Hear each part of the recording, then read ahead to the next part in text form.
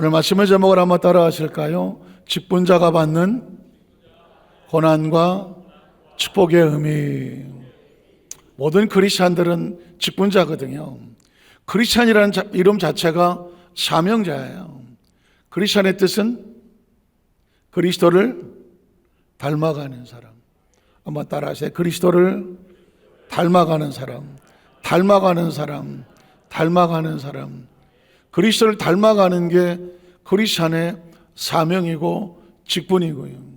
그리고 난 닮았어. 근데 아무도 닮은 걸 모르겠다. 누가 나를 보고 닮았다고 얘기를 해줘야 되느냐? 다른 사람이 그 사람은 그리스도를 닮은 사람입니다. 그래서 크리스찬이라고 말하는 겁니다. 한번 따라해요. 크리스찬. 하나님과 나 사이에 아주 중요한 사명과 직분, 크리스찬. 오늘 하루 많이 힘드셨을 수도 있어요. 예. 크리스찬 그랬더니 막 고개를 돌리시는 분도 있고 힘들죠. 오늘 하루 종일 열심히 일하시고 오늘 이 자리에 달려나오실 때에 사명자이기 때문에, 예배자이기 때문에 하나님 앞에 이 헌신을 나와 계신 줄로 믿습니다.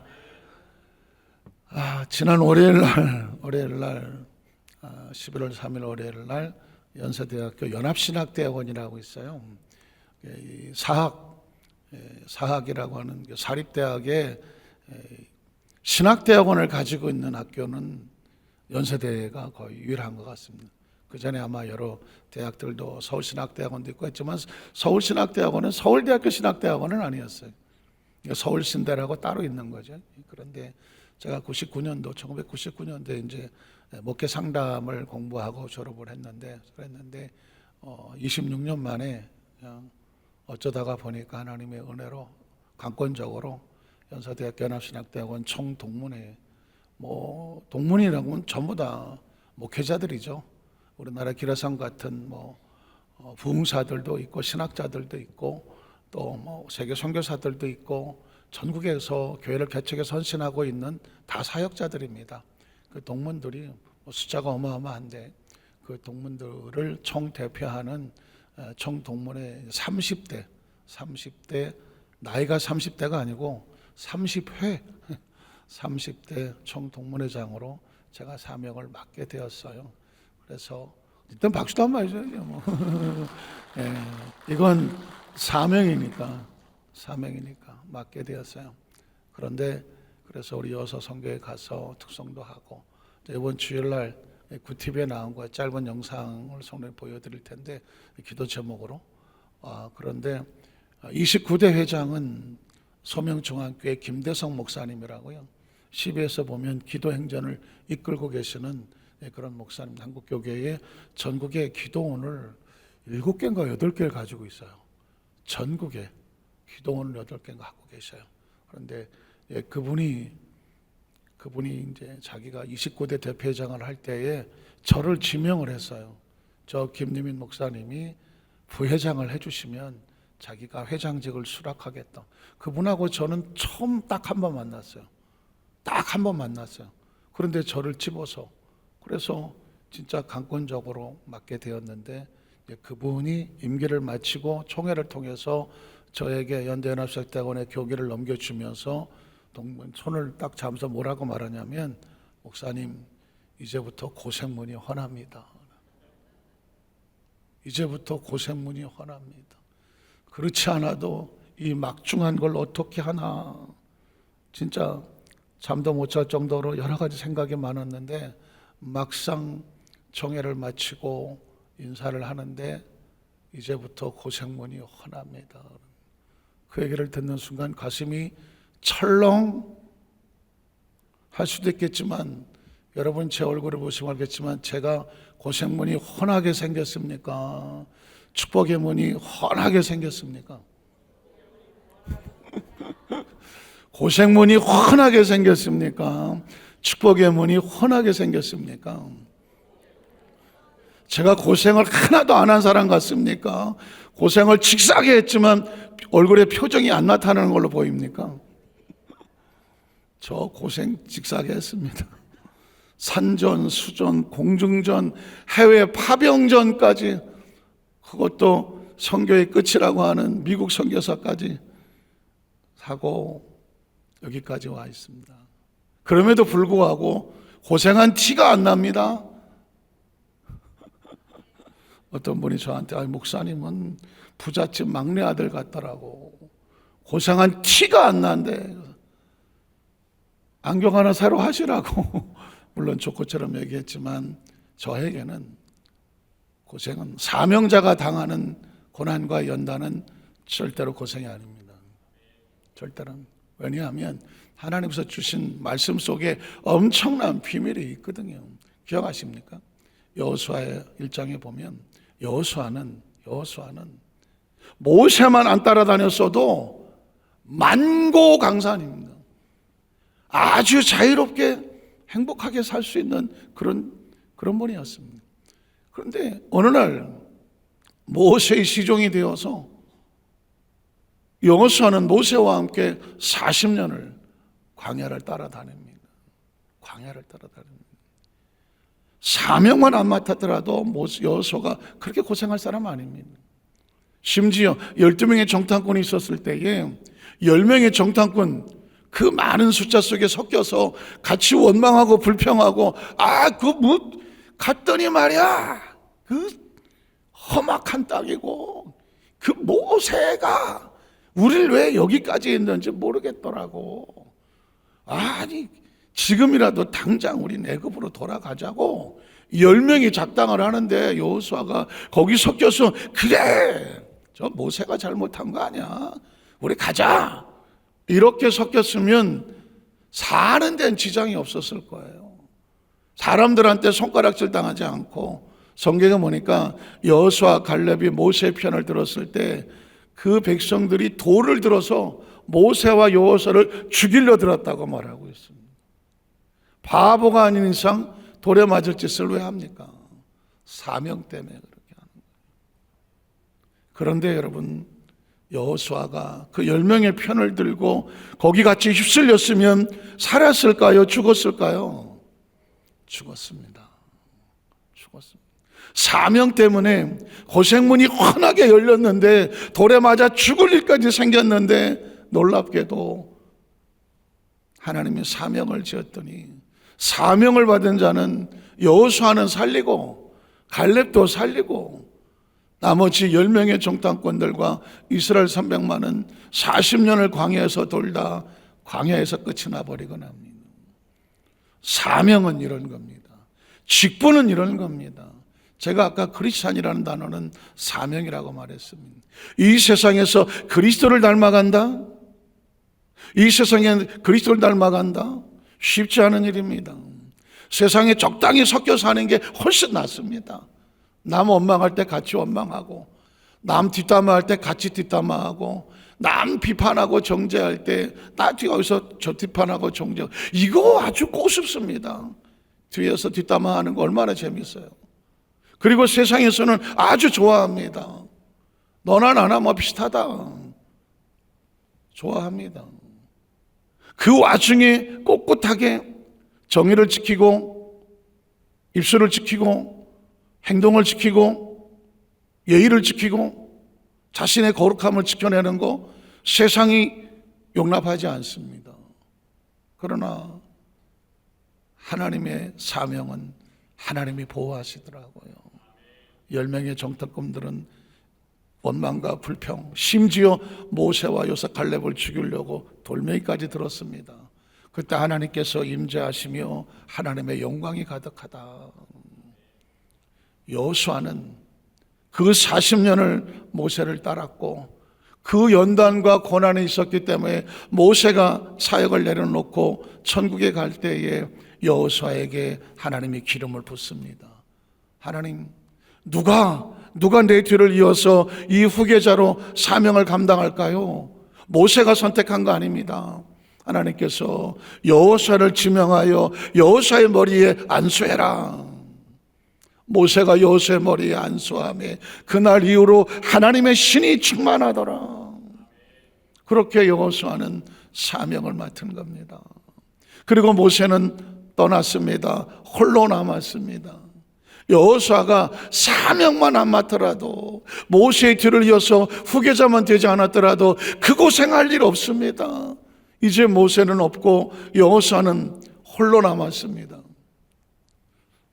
새로운 세대 300만을 데리고 저 가나안 땅, 그 10명의 정탐꾼이 말하는 것처럼 험악한 땅, 장대같이 큰 안악자손들이 기다리고 있는 땅, 성읍은 크고 땅은 거친 땅, 아직도 가나안 7족 속에 있는 그곳을 싸움 한번 해보지 않은 이 세 세대를 데리고 홍해수를 건넜던 것처럼 요단강도 건너가야 되고, 금성철벽 여리고라고 하는 막강한 성을 탈환해야 되는 이 생각만 해도 고생문이 환하지 않겠어요? 누가 그랬을지 모릅니다. 여호수아가 사명을 짓고 모세의 뒤를 이어섰을 때 아는 사람은 이렇게 말했을 거예요. 고생문이 환합니다. 고생문이 환하다. 아니, 이건 고생문 정도가 아니라 이제 당신은 죽었어. 이거 어떡하려고 그 사명을 맡았어. 그랬을지도 모릅니다. 그런데 여러분, 여호수아가 어떻게 이겨냅니까? 여호수아 1장 1절로 9절은 제가 목회를 할 때, 나이 35 원당교회 담임 목사를 할 때에 그 원당교회 문 앞에서 다 깨진 교회, 무너진 교회, 그 사거리를 지나갈 때 신호등 앞에서 어떻게 해야 될지 모를 때 하나님께서 천둥처럼 쳤던 말씀이 여호수아 1장 1절로 9절이었거든요. 너는 마음을 강하게 하고 담대해라. 두려워하지 말고 놀라지 마라. 내 종 모세와 함께 있었던 것처럼 내가 너와 함께 있어줄 것이니 너는 마음을 강하고 담대하여 이 말씀을 마음판에 새기고 주야로 묵상하고 좌우로 치주지 마라. 그러면 내가 어디로 가든지 내가 너와 함께 할 것이며 내가 밟는 땅을 너에게 줄 것이다. 여러분, 듣기 좋아서 읽는 것이 아니에요. 그곳에 하나님의 마음이 있기 때문에 그렇습니다. 마음을 강하게 하고 담대히, 고생문이 환해 보이지, 사지로 들어가는 것 같이, 사방에 아무것도 없어 보이지, 누구 하나 도와주는 거 없는 것처럼 보이지, 걱정하지 마라. 미리 예측하지 마라. 너는 네 마음을 붙잡아라. 네 마음을 붙잡아라. 한 가지만 기억해라. 성경 속에 무수히 많은 사람들에게 하나님이 함께 하셔서 어떻게 하셨는지만 기억해라. 여호수아, 네가 40년 따랐던 모세의 사역 속에 내가 어떻게 모세와 함께 했는지만 기억해라. 내가 그대로 해줄게. 한번 따라 하실까? 내가 그대로 해줄게. 내가 그대로 똑같이 함께 있어줄게. 함께 있어. 너 홀로 두지 않을게. 너 사지에 혼자 보내지 않을게. 너 외로운 이곳에 혼자 보내지 않을게. 사방에 아무것도 보이지 않아도 너 아무것도 없게 내버려 두지 않을게. 의사가 아무리 뭐라고 그래도 의사의 말에 절망하게 내버려 두지 않을게. 여러분 기억하십시오. 하나님은 여호수아의 마음속에 혼자 아니야. 말씀을 마음판에 새겨. 말씀은 하나님입니다. 말씀은 하나님입니다. 말씀으로 천지를 창조하셨잖아요. 말씀을 마음판에 새겨라. 말씀은 그리스도 예수입니다. 말씀이 육신이 되어. 기억하십니까? 말씀은 성령님입니다. 왜냐하면 말씀을 기록하신 분은 성령님이거든. 그러니까 하나님의 약속이 우리 안에 있고 예수 그리스도가 우리 안에 있고 성령님이 내 안에 계시는 거니까. 그러니까 어떻게 넌 결코 혼자가 아니라는 거죠. 만약에 여호수아가 사명도 없고 직분도 없고 아무 힘든 게 없었다고 하면 하나님 이런 말씀을 주셨겠어요? 하나님 이런 정말 극단적이고 강력한 파워의 말씀을 주셨겠냐고요? 아무 일도 없으면 아무 말씀도 없습니다. 그러나 죽을 것 같은 사지로 이제 당신 큰일 났어, 고생문이 훤해 라고 하는 상황 가운데 있을 때 그 고생문이 훤하다고 하는 그 고생문 밖에 뭐가 있는지를 하나님께서 보여주는데 나는 여전히 그곳에 너와 함께 있다는 것이죠. 기억하십시오. 사명과 직분에는 하나님의 영권이 따르고 물권이 따르고 생명의 건강이 따릅니다. 여호수아뿐만 아닙니다. 모세도 마찬가지입니다. 모세는 어쩌자고 정말 진짜 세상적으로 말하면 운도 좋게 유대민족이 전부 다 애굽에서 노예 취급당할 때 어쩌자고 정말 홀로 바로의 딸이 건져내서 바로 왕궁에서 40년을 왕자처럼 자랐습니다. 왕자처럼 자랐다고요. 그러면 그냥 가만히 있으면 평생 아무 문제 없습니다. 요즘 뭐 초등학교 아이들에게 장래 희망이 뭐냐고 물었더니 뭐라 그래요? 모르세요? 초등학교 아이들에게 장래 희망이 뭐냐고 물었더니 다 국회의원 된다고. 다 국회의원 된다고 그래요. 그래서 물었어요. 얘가 국회의원이 뭔 줄 알고 국회의원, 아니 너 국회의원 돼서 나라를 위해서 열심히 뭐 네가 하려고 그래? 했더니 아니에요. 텔레비에서 이렇게 보니까 국회의원들은 별 하는 일도 없이 놀고 먹는데 너무 좋아 보여요. 아이들 눈에는 놀고 먹는데 뭐 딱히 하는 것도 없는데 너무 좋아 보이더래. 그래서 너는요 국회의원 될 거예요. 요즘 초등학생들이 소원이 그거예요. 조심스럽지만 모세가 굳이 뭐 나이 40에 내 민족을 건져내겠다고 사명이니 직분이니 뭐 이것만 안 하고 거기 있었으면 그냥 놀고 먹으면 됩니다. 공주 아들이 뭐 딱히 할 게 뭐가 있어. 그냥 놀고 먹으면 돼요. 그런데 어쩌자고 나이 40에 왕궁을 뛰쳐나옵니까? 피 끓는 자기 민족에 대한 애국심을 가지고 애족심을 가지고 뛰쳐나옵니다. 물론 피투성이로 전락해서 미디안 광야로 쫓겨가긴 하지만 어쩌면 그렇게 해서라도 하나님은 모세를 애굽에서 놀고 먹게 내버려 두지 않는 거죠. 사명과 직분을 지는 순간 어마어마한 연단과 훈련이 기다리고 있습니다. 아마 모세가 왕궁을 뛰쳐나왔을 때 설마 내가 이렇게 거부를 당하고 살인자가 돼서 미디안 광야로 도망을 쳐서 하루아침에 이렇게 급전직하 남의 집살이를 하고 양이나 치는 존재로 40년을 광야를 헤맬 거라고 꿈이나 생각했을까요? 누군가는 말했을까요? 아이고 너 이제 고생문이 훤하다. 진짜 고생문이 훤한 것처럼 보이고 모세는 40년 동안 어떻게 지냈을까? 수도 없이 후회했을까? 내가 어쩌자고 거기를 뛰쳐나왔지? 그냥 있었으면 놀고 먹었을 텐데 내가 왜 뛰쳐나왔지? 하늘도 원망스럽지, 하나님도 무심하시지. 내가 나 잘 되자고 내가 뛰쳐나왔어. 내 민족 건져내자고 나왔는데 하나님은 어디 계시는 거야? 왜 생각이 없었겠어요? 그렇게 40년. 이 40년은 모세가 정했을까요? 하나님이 정하셨을까요? 이건 하나님의 40년이에요. 제가 그 전에 기도원에서도 우리 교회 부흥회할 때마다 불타는 떨기나무 하나님의 지팡이 이런 설교할 때마다 그 모세의 심정 40년을 얘기한 적이 있는데 어쨌든 뭐 그건 나중에 하기로 하고 40년을 그렇게 피투성이로 그렇게 끝나는 줄 알았지만 기억하십시오. 사명자의 연단과 고난은 저주와 아픔으로 끝나지 않더라고요. 그 처절하게 깨져버린 모세의 심정 위에 메마른 떨기나무같이 초라한 모세의 심정 가운데 하나님의 성령께서 불을 붙여주시니 꺼지지 않는 불꽃이 되어져서 다시 타오르기 시작하잖아. 다시 힘을 주시고 다시 능력을 주셔서 나이 40에 모세가 나가서 펄펄 날랐다면 다른 사람들은 다 누구를 주목했을 것 같아요? 모세 대단하다. 진짜 대단하네. 그러나 나이 80에 마른 지팡이 들고 애굽에 내려갔을 때 모세조차도 하나님 누가 날 믿어주겠습니까? 누가 나 같은 사람을 믿어주겠습니까? 히브리 말도 다 잊어버려서 히브리 백성들하고 내가 말이나 될지도 모르겠고 40년을 양을 돌보다 보니 뭐 말을 다 말주변도 없고 다 잊어버려. 누가 내 말 들어주겠습니까? 하나님이 내가 같이 가줄게. 내가 같이 가줄게. 너 말 잘하는 아론 붙여줄게. 네 지팡이 봐. 이 지팡이가 다시는 너의 지팡이가 아니라 하나님의 지팡이라는 거야. 모세는 그냥 애굽에서 또 열심히 일하시는 국회의원들도 있는데 뭐 다 놀고 먹는 건 아니겠지만 어쨌든 놀고 먹는 신세로 얼마든지 있을 수 있어요. 사명이 없으면 얼마든지 놀고 먹습니다. 지금도 마찬가지 아닙니까?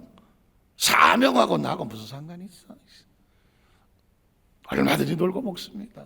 놀고 먹는지 안 놀고 먹는지는 하나님이 아시겠죠. 사명과 직분은 누가 주신 거예요? 하나님. 크리스찬은 누가 되게 하신 거예요? 제일 무서운 사명과 직분이 크리스찬이에요. 그리스도를 닮아가는 거예요. 그리스도 닮아가라고 하나님의 성령을 부어주신 거라고요. 부어주신 거라고요. 내가 하나님 앞에 섰을 때의 심판은 뭐 착하냐 이런 거 가지고 심판하시겠어요? 네가 얼마나 나를 닮았느냐요. 아직 우리에게 살려주셨다면 더 닮아라 하는 거죠. 장수가 축복 같으세요? 장수가 오래 살면 축복일 것 같으세요? 오래 살고 싶은 건 육이 오래 살고 싶은 거예요. 왜? 죽고 싶지 않는 거예요. 육은 죽고 싶지 않아요. 생존 본능이에요. 여기에 속으시면 안 돼요. 우리의 영이 하나님을 닮아 잘 닮은 게 그게 축복입니다. 1000년을 살았는데 전혀 닮지 않은 건 그냥 육이에요. 육이라고요. 진짜 우리의 삶의 생애 소망은 뭐냐면 그리스도를 닮게 하여 주시옵소서. 그게 우리의 이 땅에 존재하는 목적이라고요. 모세는 사명을 졌기 때문에 그 연단의 골짜기를 지나고 난 다음에 어마어마한 기적을 체험합니다. 홍해수가 눈앞에서 갈라집니다. 만나와 메추라기가 광야에 쏟아져 내립니다.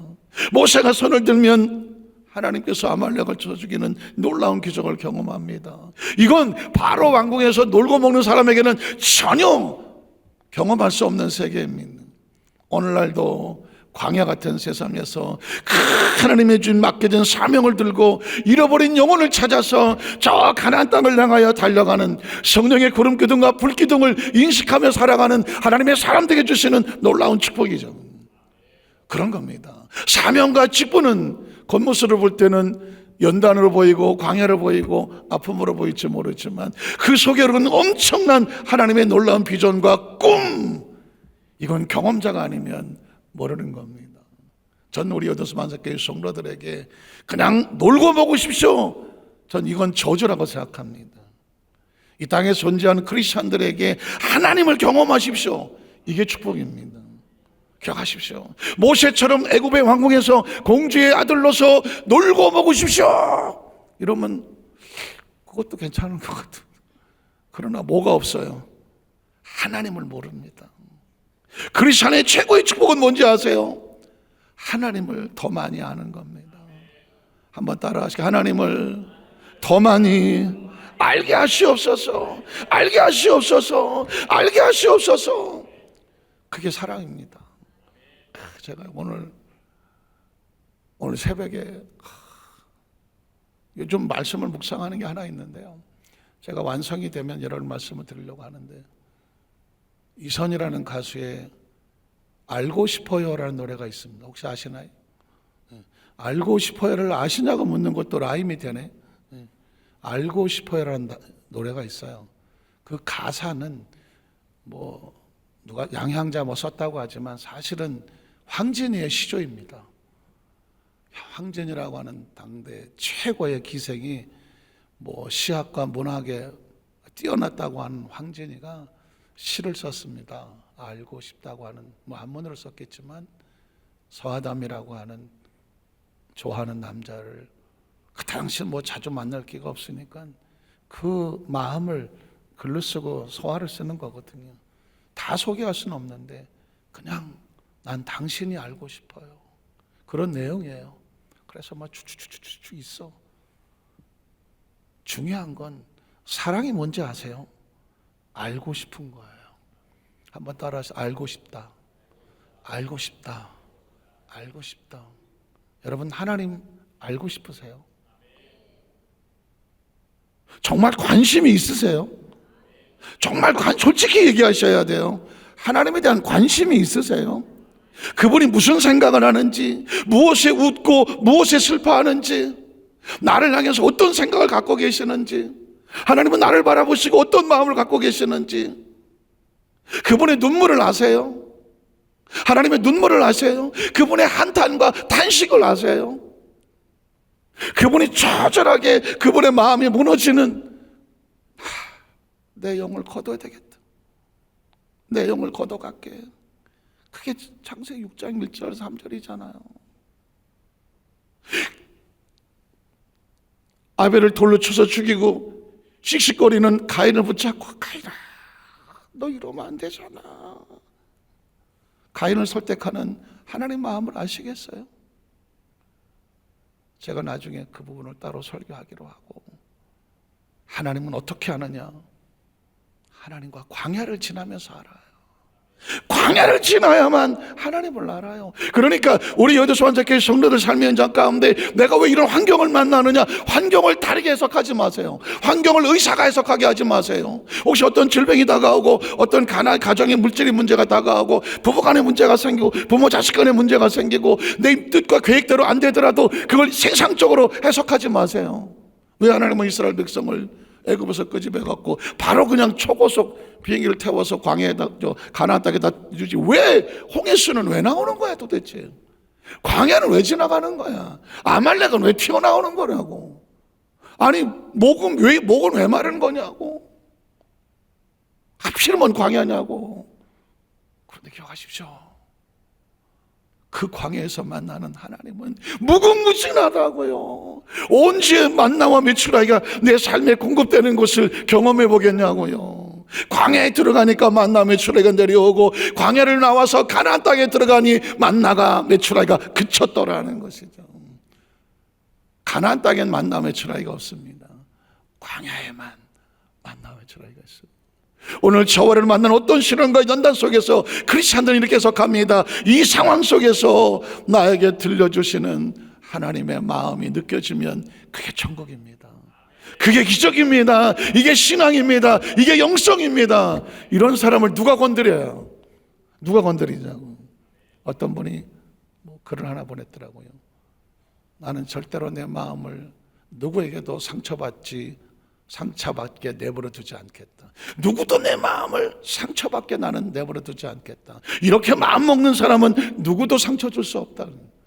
기억하십니까? 내 마음은 누구 거예요? 누구 거예요? 당신 거야? 누구 거예요? 내 마음은? 내 마음은 내 거예요. 그러니까 누가 어떤 소리를 하더라도 난 절대로 내 마음이 다른 사람의 말에, 환경의 여건에 상처받게 내버려두지 않겠다. 내 마음은 누구도 건들 수 없다. 마음을 붙잡으면, 여러분이 스스로 여러분의 마음을 붙잡으면 누구도 내 마음에 상처 낼 수 없어요. 이렇게 살아가는 사람은, 이걸 멘탈이라고 말하지만 이게 정확한 사람들은 누구도 손대지 못해요. 아유, 나 좀 아팠는데 너무 외로워요, 힘들어요. 누가 좀 내 마음 좀 알아주세요. 마음을 무방비 상태로 다니니까 이놈도 찔르고 저놈도 찔리고, 여기서 부딪히고 저기서 부딪히고 막 하는 거예요. 마찬가지예요. 신앙은 마찬가지입니다. 어떤 상황 속에서도 하나님이 어떤 상황 속에도 하나님 합력하여 선을 이루어 주실 거다. 이게 확신한 사람에게, 이게 확신한 사람, 감히 누가 우리 영성을 건드린단 말입니까? 누가 나를 절망시킨단 말입니까? 누가 나를 슬프게 한단 말입니까? 누가 나를 어이구 고생문이 화남, 누가 날 고생문으로 끌고 간단 말입니까?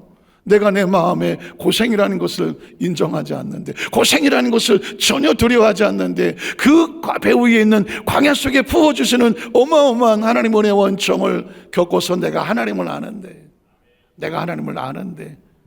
그래서 하나님의 숨결을 느끼고 호흡을 느끼고, 네가 많이 힘들고 어려워. 제가 늘 쓰는 말이 그랬잖아요. 사람이 자기 아들을 안는 것처럼 하나님 너희 행로 중에 하나님이 안고 계셨다. 손을 잡아줄 때는, 걸을만 할 때는 손 잡아주죠. 체온을 느낍니다.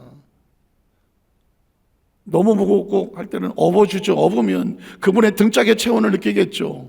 그런데 너무 쓰러져 꼼짝도 못하면 가슴에 끌어안고 들떠 뛰는 겁니다. 그 느끼면은, 그분의 가슴에 안기면 뭐가 느껴질까요? 그분의 심장의 박동이 느껴지고 그분의 숨결이 느껴지는 겁니다. 제가 처음 은혜 받았을 때, 그 말씀을 처음 받았을 때, 너희 행로 중에 내가 너를 안고 왔다 그래. 그때 알았죠. 그분은 그의 숨결 속에, 성령은 다른 게 아닙니다. 그분의 숨결이죠. 그분의 심장의 박동 소리를 느끼면서 이게 바로 하나님의 사랑, 함께 있구나, 이걸 느끼는 거거든요. 자, 여기까지 와야 성경은 그냥은 해석이 안 돼요. 이 마인드를 가지고 성경을 읽어 내려가면 이 얘기를 하려고 하는구나. 제가 5분 안에 같이 성경을 읽어보면 따로 해석하지 않아도 사명자에게 맡겨지는 직분에는 고난처럼 보이지만 뭐가 있다? 위로와 소망과 은혜가 있다. 읽어보겠습니다. 자, 고린도서 1장 5절을 보겠습니다. 5절 읽어갑니다. 그리스도의 고난이 우리에게 넘친 것 같이 우리가 받는 위로도 그리스도 말미암아 넘친다. 고난이 넘치는데 뭐가 넘친다고 말해요? 위로가 넘칩니다. 우리가 환난을 당하는 것도 너희가 위로하고 구원을 받게 하는 것이다. 그리스도 이 바울과 그 사역자들이 환난을 당하는데 환난을 두려워하지 않아요. 왜? 환난 가운데 뭐가 있어요? 오히려 그 성도들에게 위로와 구원을 받게 하는 것이요, 우리가 위로를 받는 것도 너희가 위로를 받게 하는 것이니 위로가 너희 속에 역사하여 우리가 받는 것 같은 고난도 너희가 간되게 하는. 크리스찬들의 삶 가운데 고난은 고난으로 끝나지 않아요. 동전의 양면과 같이 다가오는 하나님의 위로와 소망이 있다.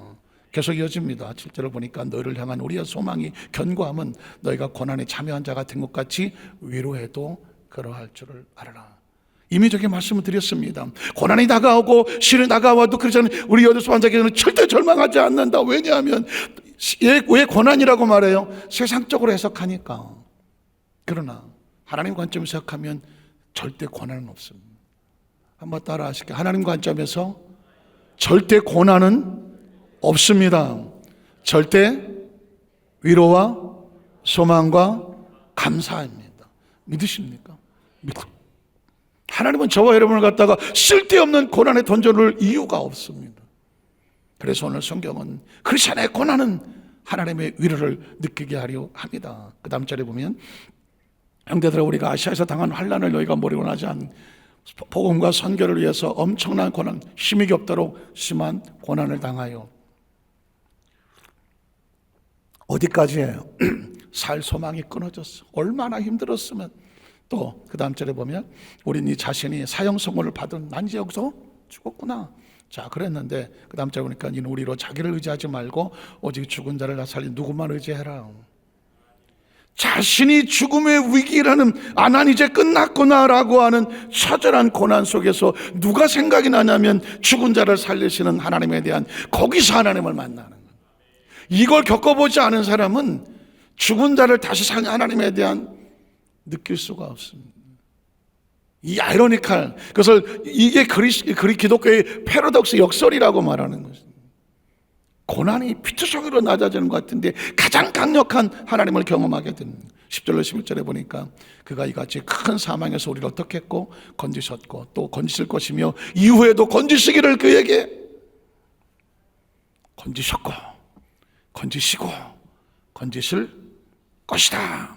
또 그 다음 절에 보면 너희도 우리를 위하여 간구함으로 도와라. 피차 우리는 피차서 그리 사람들에게 서로 깜빡 너무 힘들고 어려워서 어떻게 나 큰일 나서 할 때 아니야, 그 가운데 건져내시는 하나님을 기억하십시오. 서로 위로가 되고 소망의 말씀을 전해주시라.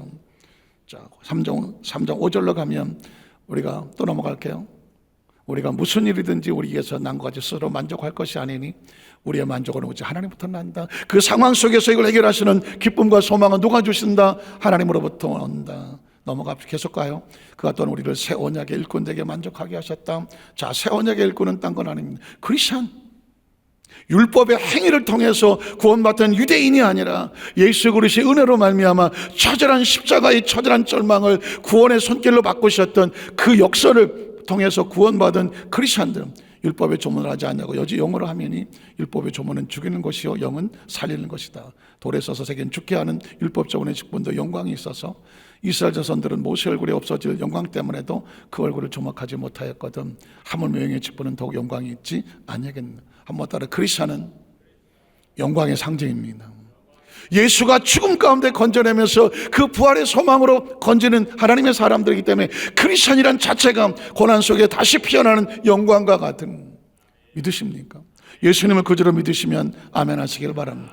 크리스천 자체가 영광이, 여러분이 이 땅에 살면서 크리스천으로 살아가는 건 얼마나 힘들어요. 그러나 그 존재 자체가 하나님 관점에 볼 땐 영광이는 계속 이어집니다. 10절 읽어보면 영광 되었던 것 더 큰 영광으로 말미암아 이 영광이 될 것이 없으나 없어질 것도 영광으로 말미암음 중 같이 있을 것은 더 영광. 율법으로 행위도 의로워진 것도 영광이 있다면 예수 믿고 구원받은 것도 더 큰 영광이 있다. 그러면 마지막으로 이 받은 것은 어떻게 얻은 것이냐. 그러므로 우리가 이 직분을마다 긍휼하심을 입은 대로. 한번 따라 하실까요? 우리가 받은 것은 은혜입니다. 은혜입니다. 은혜입니다. 이런 은혜를 어떻게, 그래서 말씀을 정리합니다. 아무 일도 없었으면, 아무 연단도 없었을 것 같은데 이게 축복인 줄 알았는데 요셉은 괜히 꿈을 꿔갖고, 그냥 그날 꿈꾸지 말아야 되는데 그러면 꿈을 꿔갖고, 근데 꿈은 뭐였어요? 사명이고 직분이었습니다. 애굽의 총리가 되는 게 꿈이었습니다. 그 꿈만 안 꿨더라도 요셉이 피초성이 될 일 없습니다. 하필이면 꿈을 꿔갖고 그 꿈꾼 죄 때문에 끌려가고 남의 집살이하고 연단과 교육을 받습니다. 그런데 그때마다 하나님께서 요셉에게 뭐 했냐? 함께 하사 그의 범사에 복을 주시고 그에게 하나님이 함께 있음을 알게 하셨더라. 아버지 야곱의 밑에서 아빠 나 배고파 죽겠다. 야곱이 요셉을 얼마나 사랑해갖고 그때 그가 달라는 건 다 해주고 색동원 입고 이러고 다녔을 텐데 괜히 꿈꿔갖고 꿈 안 꿔도 되는데 아버지부터 떨어지고 홀로 연단받는 것 같지만 그 이후로 누가 함께 합니까? 하나님이 함께 합니다. 사명과 직분은 나로 홀로 남는 것 같지만 하나님은 끝까지 그를 붙잡아서 애굽의 총리가 되어져서 너와 같이 하나님의 영에 감동된 사람을 내가 본 적이 없다. 그게 축복 아닙니까? 그게 축복입니다. 요셉의 아버지 밑에서 그냥 색동원 입고 17살, 27살, 37살, 47살까지 그렇게 행복하게 살았습니다. 이게 축복입니까?